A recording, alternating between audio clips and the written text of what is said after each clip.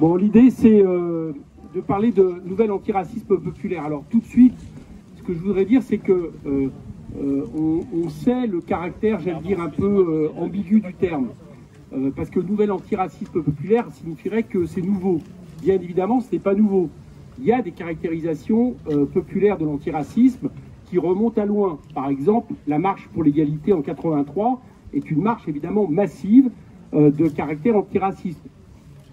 On sait également que on ne nous a pas attendu, je dirais que on ne nous a pas attendu, c'est les associations, les collectifs citoyens, pour dans les quartiers travailler depuis longtemps sur cette question et cette thématique.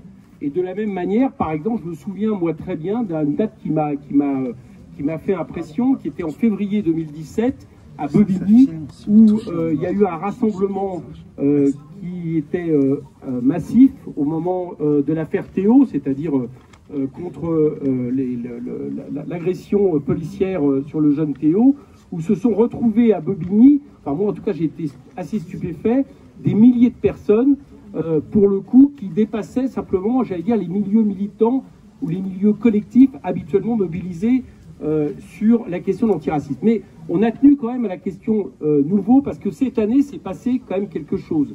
C'est qu'il y a eu deux manifestations, plus de manifestations, qui par leur ampleur, sur des thématiques antiracistes, ont mobilisé des dizaines de milliers de personnes, voire 100 000 personnes. Donc à partir de là, effectivement, tout d'un coup, il y a quelque chose de populaire et de massif qui fait qu'on peut parler d'un phénomène non pas nouveau sur le fond, mais en tout cas qui dépasse les franges habituellement mobilisées sur cette question. Donc ces deux manifestations, c'est le 10 novembre, la marche contre l'islamophobie à laquelle nous avons appelé à nous mobiliser, et à partir du 5 juin, les différents rassemblements, mobilisations appelés notamment, pas que par le comité Adama sur la question des violences policières, qui de nouveau ont rassemblé des dizaines de milliers de personnes. Voilà. Donc on est parti de cette question et on souhaitait un petit peu l'aborder. Alors, la première chose que je voudrais dire pour aussi parler des quelques thématiques qui reviendront très certainement dans le débat, c'est que c'est pas nouveau. Je veux dire que on n'a pas attendu 2017 pour qu'il y ait des thématiques qui fassent ou des événements qui fassent réagir de manière massive les gens dans la rue. La question des violences policières, par exemple, ça date depuis très longtemps, ça fait très longtemps que les gens des quartiers connaissent la question des violences policières à caractéristiques racistes. Bon, on le sait sur, par exemple, les statistiques qui sont sorties sur la question du contrôle au faciès, qui empire d'année en année.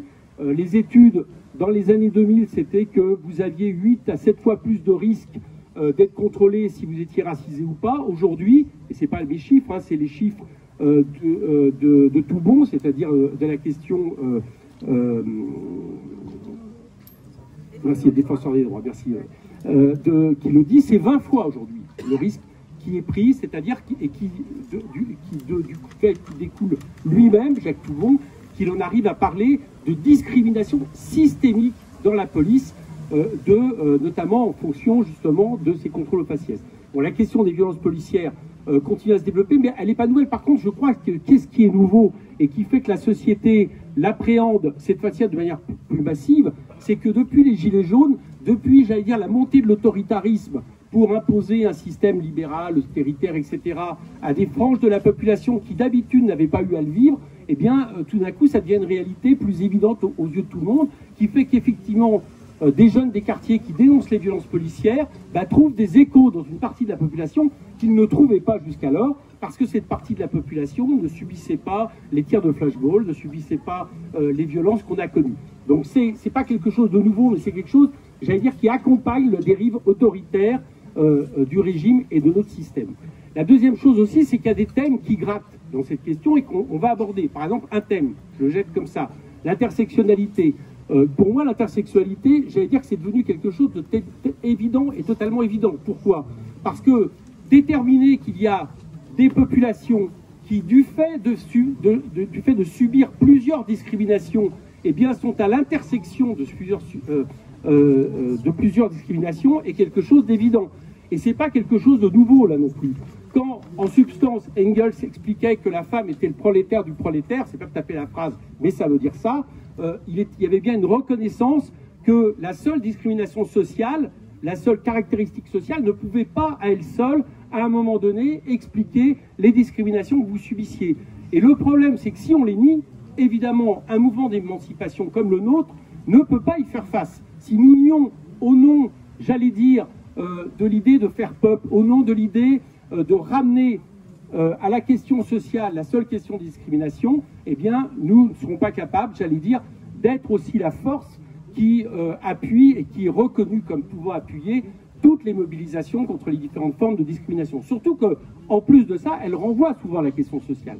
Quand, par exemple, les récentes luttes les plus frappantes, celles qui ont gagné, sont à l'origine celles, par exemple, de femmes de ménage de l'hôtel Ibis qui vivent la discrimination sociale, la discrimination de couleur de peau, le viol, la discrimination sexiste, etc., vous vous rendez bien compte que cette question de l'intersexualité, on le voit aussi par exemple chez toutes celles qui sont mobilisées sur la question d'Honnête, eh bien, est évidemment aussi quelque chose qui nous aide, une clé qui nous aide pour un mouvement qui se reconnaît de la révolution citoyenne.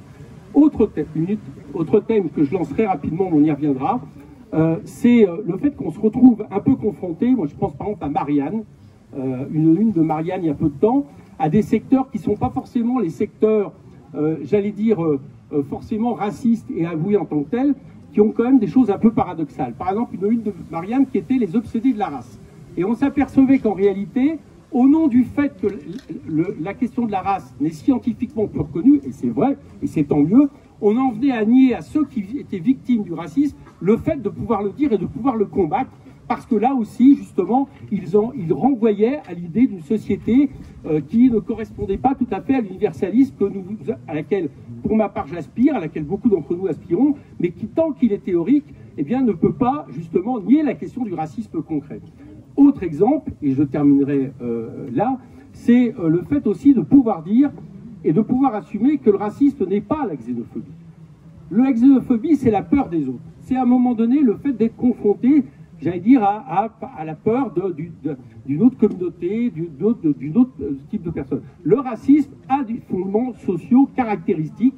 C'est le fait d'avoir établi une hiérarchie entre races pour permettre à la bourgeoisie, parce qu'elle n'était pas encore la bourgeoisie, c'était la proto-bourgeoisie, mais qui a été le développement du proto-capitalisme au XVIIe siècle, de justifier l'esclavage et de justifier l'accumulation primitive de richesses telle qu'elle a donné naissance au capitalisme. Il a bien fallu, pour réduire à la servitude des populations entières, eh bien, établir une hiérarchie des races, et c'est exactement le même processus qui a été fait pour la question coloniale, où au nom de pouvoir exploiter des populations de manière inique, eh bien, on a déterminé une hiérarchie des races qui pouvait à certains moments s'appuyer sur la question religieuse qui rebondit actuellement. Voilà, je crois que tout ça, c'est des thématiques absolument, à mon avis, essentielles et qui doivent nous servir, non pas, j'allais dire, pour se battre la coupe, mais pour permettre justement de savoir ce que nous combattons, avec qui nous combattons, et d'aller jusqu'au plus profond des racines de ce combat antiraciste. Bonjour à tous et toutes. Daniel Obono, député de Paris, membre du groupe de la France Insoumise. Je vais co-animer avec Eric ce débat. Pour commencer, on va laisser la parole à nos intervenants et intervenantes que nous remercions d'avoir accepté notre invitation pour échanger, pour débattre, discuter, s'opposer parfois sur des désaccords, mais toujours, je crois, j'espère, dans une attitude constructive et bienveillante, parce que c'est avant tout l'objectif de ces amphis d'été où nous sommes des militants pour la plupart insoumis, insoumises, mais il y a aussi des gens qui ne sont pas de la France insoumise, il y a des personnes que nous invitons, y compris parce qu'elles et ils ne sont pas de la France insoumise, mais dont nous pensons que leur point de vue, leur approche peut nous aider et nous pouvons échanger mutuellement et apprendre mutuellement les uns les unes des autres pour ce qui est en définitive des combats communs où nous nous retrouvons souvent, même si nous y arrivons de différentes manières. Je vais donc présenter rapidement les intervenants et qui vont se passer la parole. Ensuite, on aura une première série d'échanges avec vous tous et toutes, des réponses ou des approfondissements de la part des intervenants et intervenantes. Une deuxième série, on espère qu'on aura le temps de faire une deuxième série avant des conclusions qui n'en seront pas, bien sûr, mais qui permettront de marquer en tout cas les échanges que nous avons eus. Donc nous commencerons par entendre Diangou Traoré, qui est une militante impliquée dans les quartiers populaires, en particulier dans le quartier des Francs-Moisins en région parisienne. Je laisserai à Diangou se présenter plus précisément. Ensuite, elle donnera la parole à Taha Bouaf, journaliste aux médias Là-bas si j'y suis. Ensuite, nous proposons d'entendre Geneviève Garrigos, qui est ex-présidente d'Amnesty International et ex-membre de la Commission nationale consultative des droits humains. Ce sera ensuite la parole à Arié Halimi, qui est avocat, membre de la Ligue des droits de l'homme. Et enfin, nous entendrons Maboula Soumaoro, qui est universitaire, présidente de l'association Black History Month, et qui, comme les autres, nous feront part de leur expérience politique et militante. Chacun et chacune a environ 5 minutes, et ensuite on aura le temps d'approfondir les propos liminaires par les débats. Donc pour commencer, Diangou, je te laisse la parole après avoir désinfecté. Bonjour à tous, je vais me représenter pour ceux qui étaient là tout à l'heure et ceux qui n'étaient pas là. Donc je m'appelle Diangou Traoré, je suis née au Francs-Moisins, c'est-à-dire un quartier à Saint-Denis qui fait plus de 10 000 habitants, 10% de la ville de Saint-Denis, et j'y suis toujours. Déjà là, je vais rentrer un petit peu dans le vif du sujet. On ne serait pas là s'il n'y aurait pas le racisme. Le racisme existe vraiment. Je dirais même que la France a un vrai problème de reconnaissance, un vrai problème avec le mot racisme. On ne ferait pas l'antiracisme s'il n'y en aurait pas, en fait. C'est simple, c'est simple. Hier, je faisais les colis alimentaires. C'était avec des jeunes ados. Je parlais de ça avec Manon dans la voiture. Et à l'antenne jeunesse des Francs-Moisins, je faisais mes colis alimentaires et puis je leur ai dit tout simplement qu'est-ce que vous pensez de l'antiracisme. Ces petits ados m'ont répondu de l'antiracisme, mais en gros ils étaient perdus. L'antiracisme, ça veut dire quoi? Ça veut dire qu'on lutte contre le racisme. J'ai dit oui. Et puis j'ai dit qu'est-ce que vous pensez aussi de SOS racisme, touche pas à mon pote. Quand j'ai dit touche pas à mon pote, ma fille de 17 ans me répond qui touche pas à qui? Qui est qui dans cette affaire? Déjà rien que le slogan touche pas à mon pote, les enfants qui sont nés en 2000, ils se posent des questions. Qu'est-ce que c'est ce slogan? Donc moi qui est né en 80, j'ai gobé ce slogan. Mais ma fille qui est née en 2000, elle se pose des questions. Ça veut dire quoi? Touche pas à mon pote. Qui l'a écrit? Qui touche pas? Qui est qui? Des questions, on s'en pose énormément. L'association Francs-Moisins Citoyennes, dont je suis fondateur, nous on a invité un jour, il n'y a pas longtemps, Assa Traoré. On s'est dit on va l'inviter en plein milieu du quartier. On va faire un débat citoyen. On a demandé l'autorisation à la ville nous a refusé l'autorisation directe. Hein. Ils ont eu peur. Hein. Ils se sont dit, oh là là, elle va venir à ça, elle va réveiller tout le quartier. Il ne faut surtout pas. En plus, surtout qu'il y a beaucoup de mamans qui étaient dans la société honnête, qui se trouvent dans notre quartier. Donc il ne faut surtout pas. Ils ne nous ont pas donné l'autorisation, c'est pas grave. On a fait une demande à la préfecture, elle est quand même venue. La lutte qu'à ça mène, c'est un réveil citoyen, qu'on le veuille ou qu'on ne le veuille pas. Qu'on le veuille ou qu'on ne le veuille pas, il y a un vrai slogan derrière et il y a un vrai réveil citoyen. Il y a du racisme. À ça, ce qu'elle fait, les débats qu'elle fait, c'est des luttes anti-racisme. Même le débat citoyen que j'ai fait, le débat réveil citoyen que j'ai fait en plein milieu du quartier, est une sorte de lutte anti-racisme. On lutte pour les classes populaires, on lutte pour les classes sociales. C'est important que les gens comprennent qu'il y a un vrai problème, qu'on a chacun une identité. Cette identité-là, il faut l'accepter. Il ne faut pas qu'elle soit reniée. Et maintenant, il y a une autre forme de racisme qui apparaît, qui est encore plus violent, c'est dans les réseaux sociaux. Maintenant, la personne qui déteste, on va dire la personne qui est raciste tout d'un coup, elle ne va pas le dire en face, hein. Elle va se déchaîner sur les réseaux sociaux. Ça, c'est encore plus lâche, vous vous rendez compte? Les gens ils se lâchent sur les réseaux sociaux gratuitement. On perd notre confiance en soi. Tout ça à cause de quoi? Du racisme. Le mot racisme même vient de loin, vient de très très loin. Même quand on remonte le temps de l'esclavage, quand on remonte loin, les catégories de classe, comme disait M. Cottrell, il y a catégories de classe. Il faut qu'à un moment donné, il faut que tout ça, ça cesse, quoi. On est tous des humains. Il faut une égalité pour la population, l'égalité, fraternité. Il faut une république, il faut que tout le monde soit uni, en fait. Donc il faut lutter, toujours lutter, et faire, je pense, une auto-organisation pour lutter contre tout ce qui est l'antiracisme. Et lutter contre le racisme, tout simplement. Franchement, je vous dis la vérité, je suis tellement émue et tellement choquée d'autant de monde, parce que je me dis, mais mince, pourquoi on lutte contre l'antiracisme? Ça ne devrait pas exister. Le racisme ne devrait pas exister. Le racisme ne devrait pas exister. Et on se retrouve tous là, en train de parler de l'antiracisme. Vous vous rendez compte? On est en 2020, et en 2020, des jeunes de 16 ans posent la question, des slogans, ça veut dire quoi? Je comprends pas. Des gens qui vont sur Paris, ils se font... Les violences policières, tout le monde se fait... Les violences policières ont été découvertes au niveau des gilets jaunes. Les gilets jaunes, tout le monde a découvert ce que c'était les flashballs. Or que nous, on l'avait découvert déjà dans les années 80. Même avant l'existence, ils ont testé déjà dans les quartiers populaires. Vous vous rendez compte? Rien à dire. Hein. Tellement... C'est quelque chose qui me touche parce que c'est quelque chose qui me touche parce que moi j'habite dans un quartier où c'est très difficile. Moi en bas de mon quartier, parfois je suis juste par la fenêtre en train de regarder le paysage. C'est la BAC qui vient armée, qui ouvre la voiture armée, qui désarme, qui te tire dessus, quoi. Parce que c'est normal.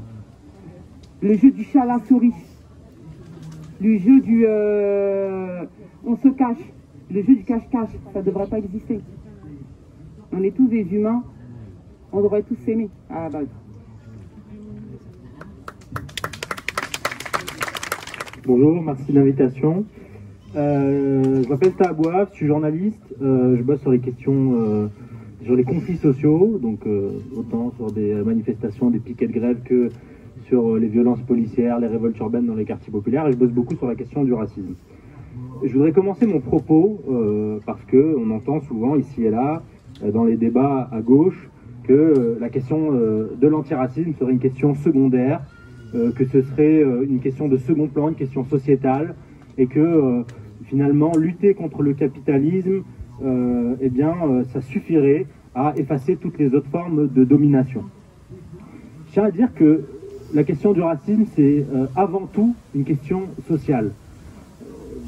Ça se traduit par des conséquences concrètes sur la vie des gens, c'est-à-dire un manque d'accès à la santé, à l'éducation, des discriminations au logement, des discriminations à l'embauche, et on se rend compte qu'on est racisé, qu'on est victime du racisme, quand on rencontre ces discriminations-là et ces difficultés-là concrètes et sociales. Moi, je me suis rendu compte que le racisme existait pas dans les grandes théories et dans les grands bouquins, mais concrètement, dans ma vie, quand on m'a dit, à un moment donné, quand j'avais 16 ans, eh bien, toi, tu vas aller en bac pro électrotechnique et tu vas faire électricien. Alors, je voulais pas faire électricien. Et on m'a dit, bah si, tu vas aller en bac pro électrotechnique. Et je me suis retrouvé dans une classe avec 30 gamins de mon quartier. Il n'y avait pas un seul qui aurait été électricien. Et on s'est retrouvé sorti du système scolaire, comme ça, à 18 ans, et à devoir trouver du boulot à 18 piges. Et voilà, la seule chose qu'on nous propose, c'est de bosser le mercredi après-midi en centre aéré pour 40 balles la journée. Et les seuls gens qu'on rencontre dans la rue, ce sont les policiers de la BAC qui nous insultent, qui nous frappent. Quand on allume notre télé, on est des racailles, des islamistes. Donc voilà, c'est ça le racisme, c'est que c'est un mur dans ta vie qui t'empêche d'avancer, qui t'empêche de te construire en tant que jeune homme, en tant que jeune femme, qui t'empêche de te projeter. Et c'est ça le racisme, c'est pas juste une vue de l'esprit. Le racisme, on le rencontre très concrètement. Donc, et puis en plus, la lutte contre le racisme et la lutte des classes, ça porte des revendications qui sont quasiment identiques. C'est une revendication d'égalité. C'est-à-dire, aujourd'hui, les Arabes et les Noirs dans ce pays, ils ne demandent pas à être traités différemment des autres. Ils demandent à être traités de la même façon. Pas mieux, pas moins, à égalité. Et donc, c'était juste pour revenir là-dessus, c'est une question sociale. Et d'ailleurs, on ne peut pas combattre le capitalisme si on ne combat pas le racisme et vice-versa.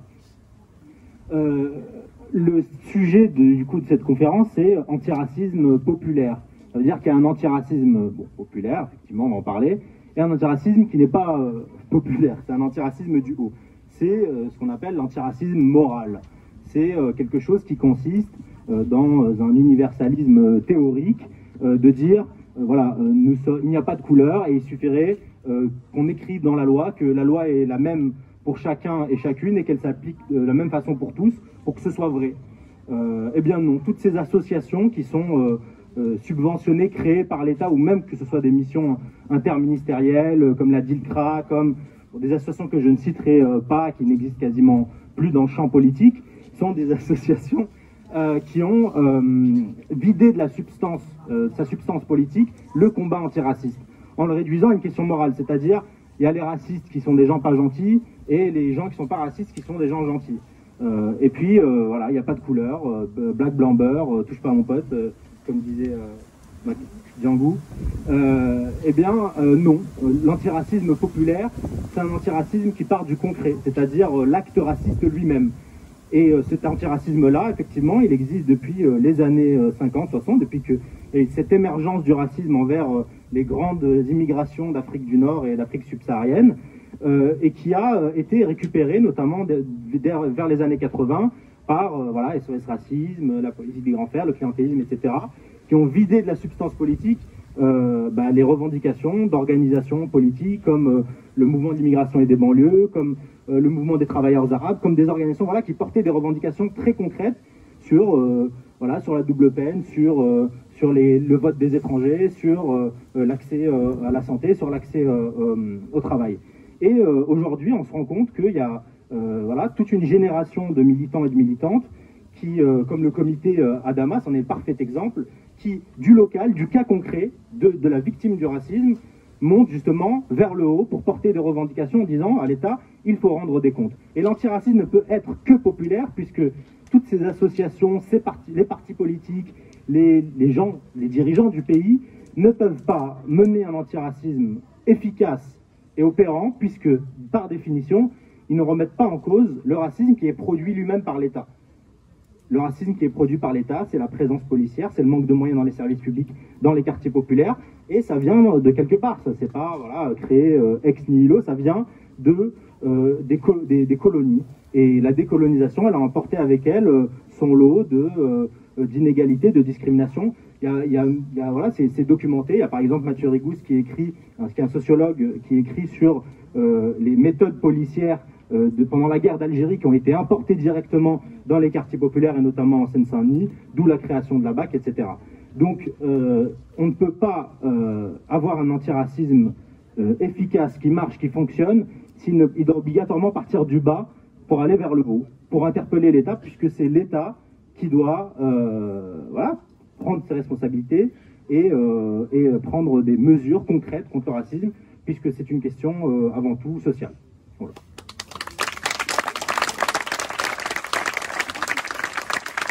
Oui, bonjour et merci beaucoup à Daniel et Eric pour cette invitation. Je suis vraiment ravie d'être avec vous aujourd'hui.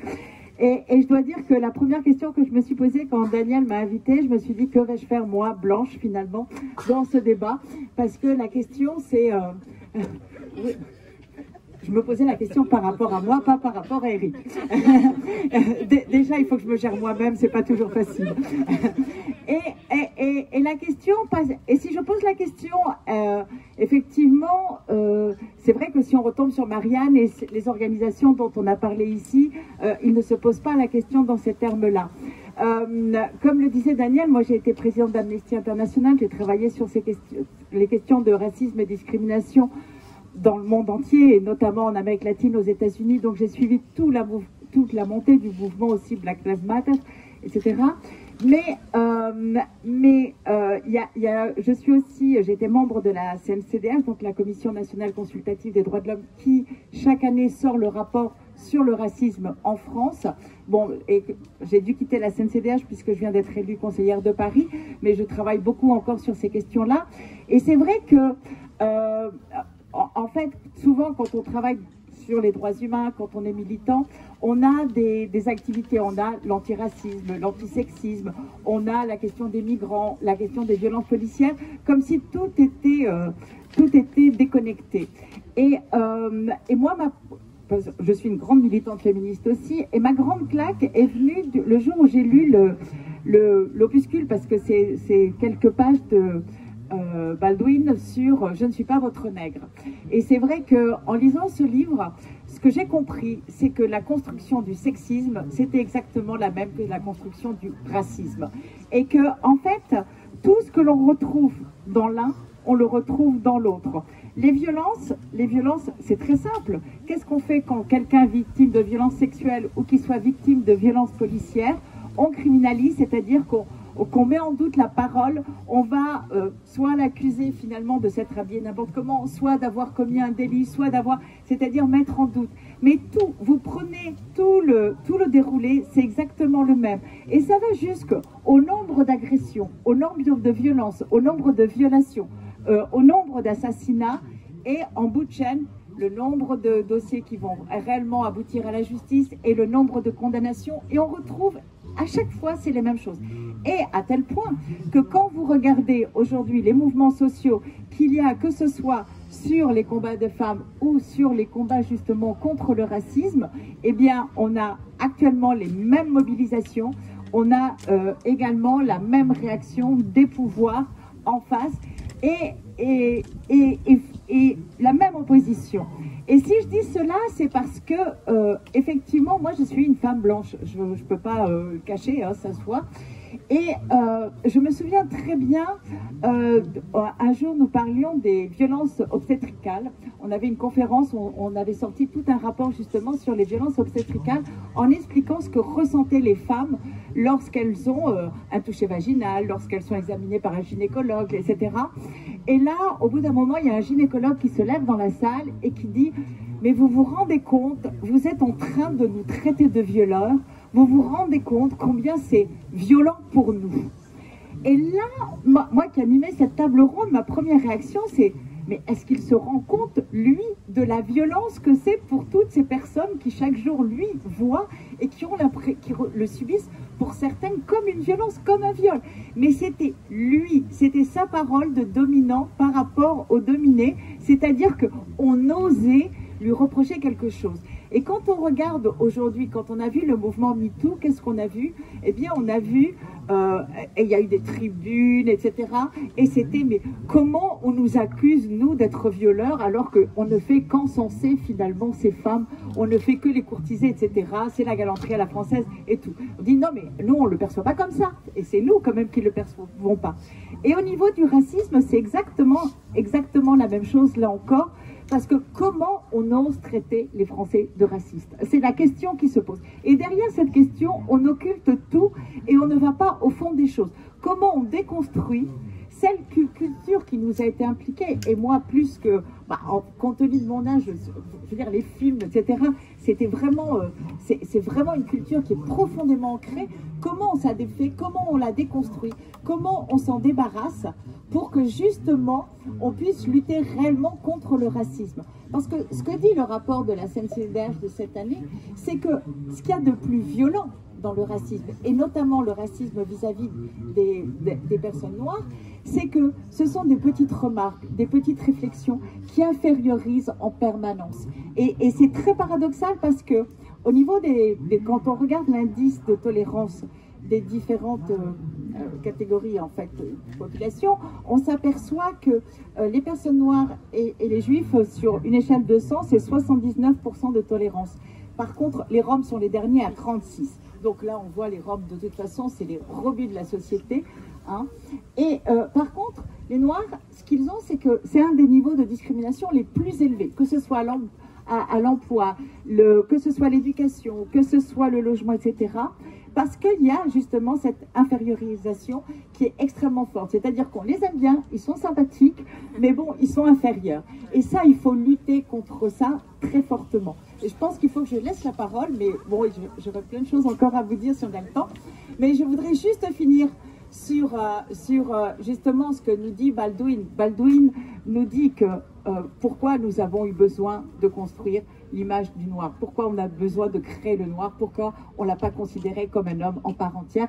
Eric a apporté une partie de la réponse, c'est la même chose pour les femmes, pourquoi on a fait de nous des femmes et pas des êtres humains à part entière. Et je pense que les combats, l'intersectionnalité est très très importante et les combats on doit les mener de pair. Merci beaucoup.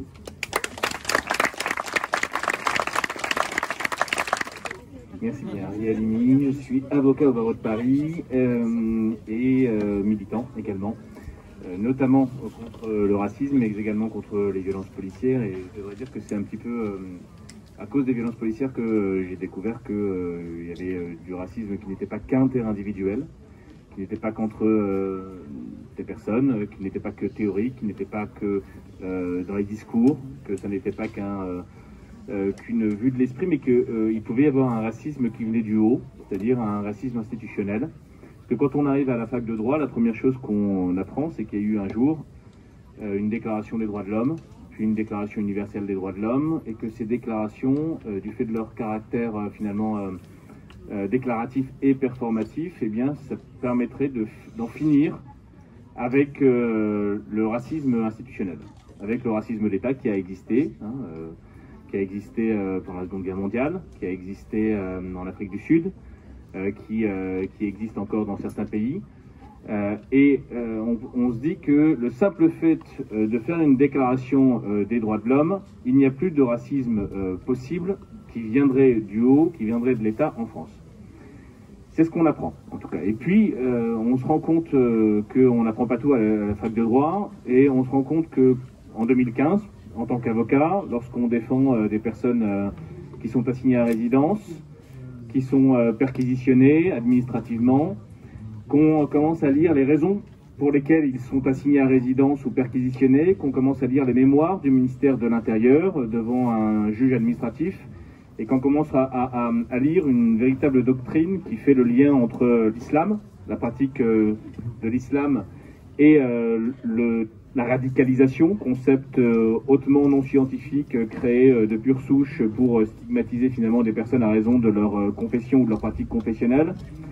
Et puis le terrorisme, nouvelle continuité. On se rend compte que dans l'État, il peut y avoir aussi des pratiques racistes qui visent des personnes à raison notamment de leur confession. On se dit que ça peut être une dérive ponctuelle, historique, au moment de l'état d'urgence. Sauf qu'on se rend compte également que dans une autre pratique, celle des violences policières, qui sont, comme vous pouvez le constater, soit de plus en plus nombreuses, soit de plus en plus visibles, il y a également une démarche qui a un caractère raciste, que ceux qui sont, souvent les violences policières sont commises au moment des contrôles d'identité. On se rend compte que les contrôles d'identité eh bien, sont souvent réalisés au faciès, c'est-à-dire qu'ils ont un caractère raciste, que la police, de manière assez générale, contrôle plus facilement des personnes qui sont noires, arabes, issues de l'immigration. Et on a même une concrétisation de ces contrôles faciès, donc de ces contrôles racistes, lorsque l'État est condamné devant la Cour de cassation après un travail important fait par des associations, par des avocats, qui a montré, en tout cas sur un panel d'une douzaine de personnes, qui a montré qu'effectivement il y avait un caractère raciste dans les contrôles faciels. Et on se rend compte également dans les violences policières qui sont souvent commises au moment des contrôles parce qu'il se passe mal, parce que souvent des personnes sont souvent trop contrôlées, peut-être 3 à 4 fois par jour, en bas de leurs immeubles, parce qu'ils sont noirs, parce qu'ils sont arabes, parce qu'ils sont issus de l'immigration, qu'à un moment donné, il y a une confrontation qui se fait entre les services de police et ces personnes qui sont trop contrôlées parce que noirs ou arabes. Eh bien, on se rend compte qu'il y a des violences policières qui sont commises et que souvent, ça aboutit à des conséquences dramatiques pour ces personnes, que souvent, il y a des personnes qui meurent de plus en plus. On se rend compte même, quand on s'engage dans ce combat, qu'il y a beaucoup de gens qui sont morts dans les décennies qui sont passées, mais dont on n'a jamais entendu parler. Ce sont tous les comités vérité et justice qui ont été créés depuis les années 60, depuis la marche pour l'égalité et contre le racisme, que tout ce tout ce combat contre le racisme dit populaire, parce que c'est un combat qui vient du bas, comme le disait très bien Taha tout à l'heure, a été invisibilisé par un antiracisme qui a été instrumentalisé par le politique, qui a omis de considérer qu'il pouvait y avoir un racisme institutionnel, systémique. Je ne parlerai pas de racisme d'État, même si j'aurais pas trop de difficultés à en parler, mais ça crée beaucoup de polémiques. Parce que pour moi, les mots, eh bien finalement, on porte la définition que l'on souhaite sur les mots. Certains considèrent que le racisme d'État n'existe que dès lors qu'il y a des lois qui visent spécifiquement des personnes à raison de leur origine ou de leur appartenance confessionnelle ou de leur couleur de peau. Je considère que moi, on peut parler de racisme d'État dès lors qu'il y a un caractère pratique et un racisme institutionnalisé, dès lors que ça a exactement les mêmes conséquences. Donc j'ai pas de difficulté à parler de racisme d'État, je l'ai dit et je l'ai déjà écrit. Effectivement, il y a un racisme d'État. C'est un racisme qui malheureusement gangrène les institutions, qui gangrène la population, qui est un rapport de domination, qui est aujourd'hui même un outil de gouvernement, au même titre que les violences policières, qui se cumulent avec les violences policières. Et c'est la raison pour laquelle, eh bien aujourd'hui, pour finir, on a des personnes, des journalistes, des avocats, des mouvements politiques, des familles qui se sont rencontrés de manière totalement empirique sur ce combat pour faire renaître finalement le racisme, l'antiracisme populaire. Et c'est à cela qu'on s'attelle aujourd'hui.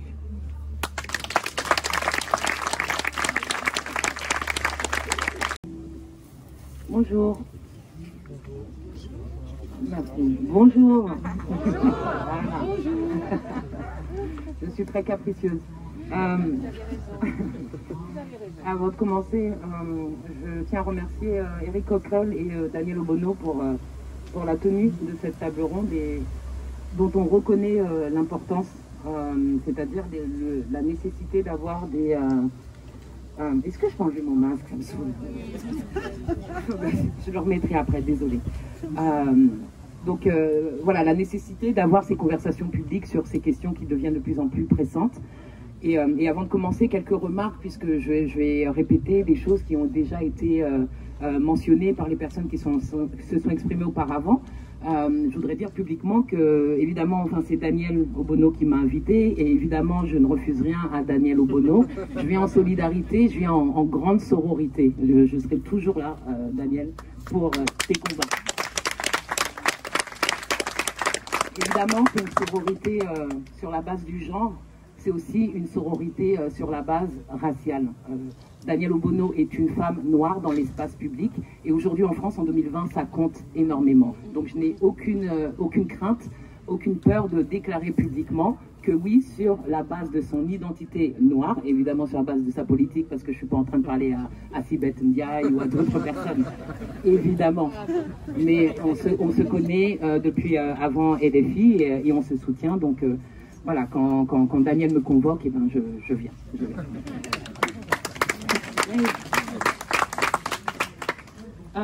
Donc, quelques points par rapport à ce qui a été dit tout à l'heure. J'ai envie de commencer par ce qui est apparu comme une sorte de résurgence ou un renouveau des mobilisations antiracistes en France hexagonale. Et j'insiste sur le terme hexagonal, puisqu'il faut qu'on se souvienne que la France ne se limite pas à l'hexagone.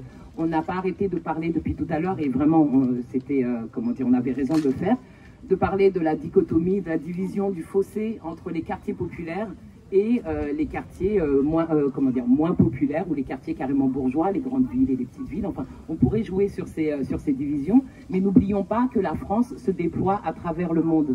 Et donc, ce qui se passe d'inacceptable dans les quartiers populaires, on a pris l'exemple, je veux dire, le plus évident et très facile des violences policières, devrait nous rappeler ce qui se passe dans les territoires qu'on appelle les territoires d'outre-mer. Et là, en termes de violence, et en termes de violence policière, en termes de pauvreté, en termes d'échec scolaire, en termes de taux d'incarcération, c'est pire que les quartiers populaires.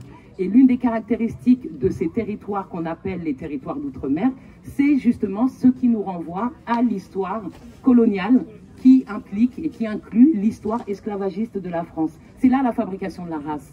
C'est là la fabrication de la race. Donc évidemment aujourd'hui, il y a des territoires qui sont devenus indépendants, d'une certaine façon, en tout cas qui ne font plus partie du giron de la France, mais dans d'autres territoires qui sont devenus des départements depuis au moins 1946, je parle de la Réunion, de la Guadeloupe, de la Martinique et de la Guyane, on parle de territoires qui ont en leur sein une grande proportion de, on va dire, de personnes non blanches, qui sont venus en France hexagonale à partir des années 60, notamment par une politique d'État gérée par un organisme qui s'appelait le Bumidum, et qui ne sont absolument pas des étrangers.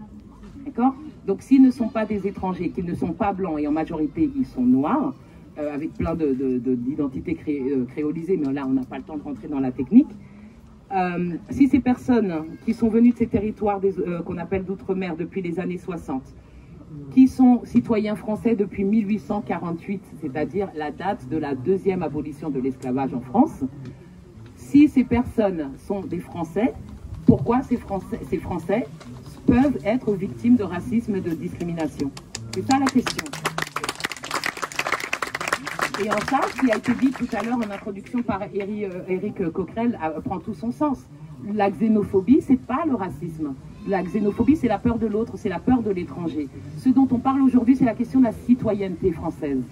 C'est la question de la citoyenneté française, puisque l'exemple que je viens de donner avec les personnes issues des territoires d'outre-mer nous renvoie vers des personnes qui sont françaises depuis 1848, mais dont les corps parlent dans l'espace public, ce qui fait que quand on les voit dans l'espace public, on ne sait pas si c'est des Français ou c'est des étrangers. Donc on n'est pas en train de parler d'un statut de citoyen, on est en train de parler du corps et de la couleur du corps et des perceptions que nous avons de ces corps. Et qu'est-ce que ça veut dire d'être noir? Qu'est-ce que ça veut dire d'être blanc? Qu'est-ce que ça veut dire d'être perçu comme, arabe? Qu'est-ce que ça veut dire d'être perçu comme musulman? Qu'est-ce que ça veut dire d'être perçu comme rom? C'est ça les questions, ou comme asiatique.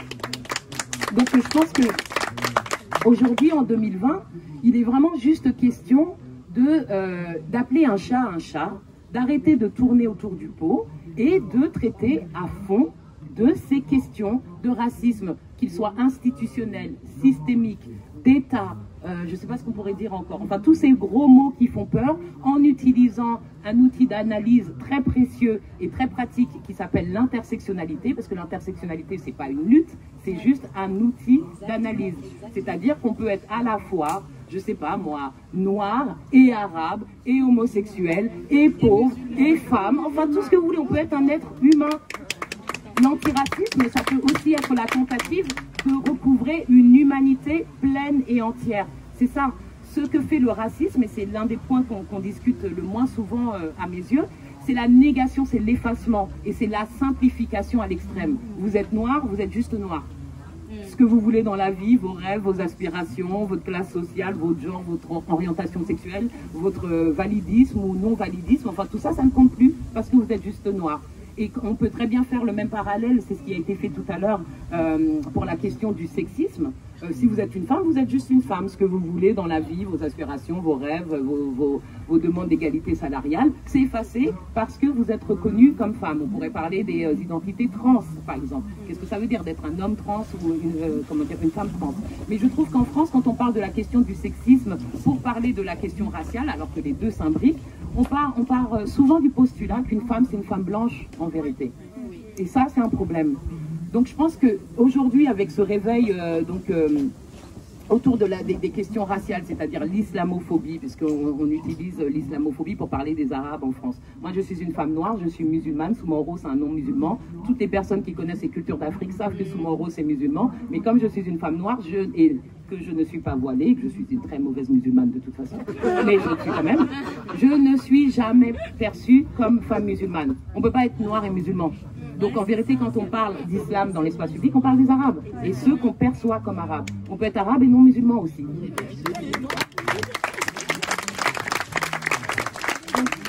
Donc en fait, voilà, je voulais en tout cas insister sur ces perceptions simplistes. La question du sexisme pour comprendre la question raciale, la question du sexisme approché de cette façon efface la complexité des identités. Et les femmes blanches, les féministes blanches ou les féministes qui se déterminent ou qui se pensent comme universalistes, il faudrait vraiment qu'elles s'intéressent aussi, qu'elles s'interrogent sur la question de la blanchité. C'est un autre mot qui fait peur. Qu'est-ce que ça veut dire que d'être blanc? S'il y a des noirs, si on n'a pas peur de dire noir, même si on a peur, on dit black. En tout cas, on peut le dire. S'il y a des blacks, s'il y a des arabes, s'il y a des asiatiques, s'il y a des roms, il y a des blancs. Il y a des blancs, c'est tout. Et l'un des privilèges de la blanchité, c'est l'invisibilité. C'est ça, le privilège le plus grand. Et c'est des choses, je sais que parfois, elles peuvent être difficiles à appréhender. Il y a énormément de recherches et de littérature sur la question, mais le privilège le plus grand, c'est celui de représenter la norme, de ne pas avoir à se penser, de ne pas avoir à se définir, de ne pas avoir à se reconnaître. Et ça, c'est un confort. Le confort, c'est pas seulement oh, je gagne plus d'argent. Non, je ne gagne pas plus d'argent parce que je suis blanc, ou non, je vis dans des quartiers populaires. C'est pas ça la question. Donc, je pense que ce qui m'intéresse en venant ici, en ayant répondu à cette invitation, c'est vraiment de pouvoir converser ensemble, de pouvoir réfléchir et surtout d'accepter pour les personnes qui sont le moins directement concernées, c'est-à-dire que même si ces personnes sont concernées puisqu'elles bénéficient indirectement d'un système, qu'elles le veuillent ou non, elles en bénéficient. S'il y a le racisme, comment dire, il est subi, il est aussi perpétré. Donc il faut se demander qui est à l'origine et quelles sont les actions qui sont faites et qui mènent à des mécanismes racistes. Donc, ce qui m'intéresse aujourd'hui, c'est d'explorer la volonté pour donc la France insoumise aujourd'hui, pour la gauche en général, mais moi je trouve que c'est son seul salut si elle veut s'en sortir. Il va falloir s'interroger sur la notion de confort. Et il va falloir vraiment, pour les personnes qui sont le plus à l'aise dans cette société, il va falloir interroger ce confort et le prix de ce confort.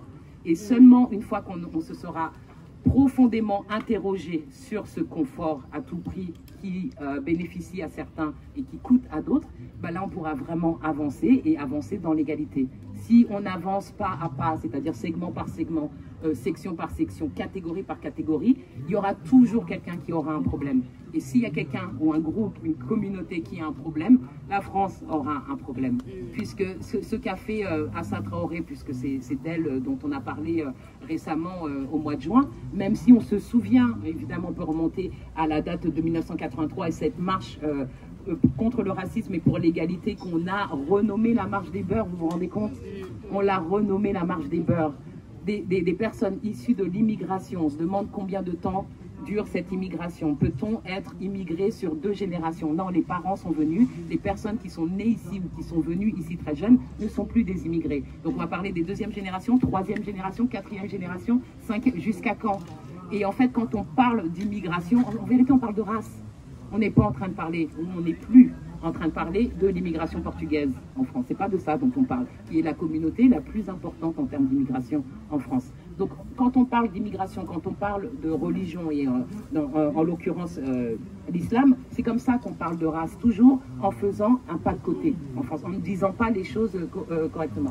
Donc si on pense à la marche de 1983, cette première marche antiraciste en France hexagonale, et qu'on peut remonter à tous les collectifs qui ont été nommés par l'avocat, excuse-moi, j'ai oublié, Ariel, pardon, tous les collectifs qui se sont mobilisés autour de la question des violences policières, urgence, notre police assassine, Vivolé de Ramata Dieng, collectif Aliziri, enfin on en a plein.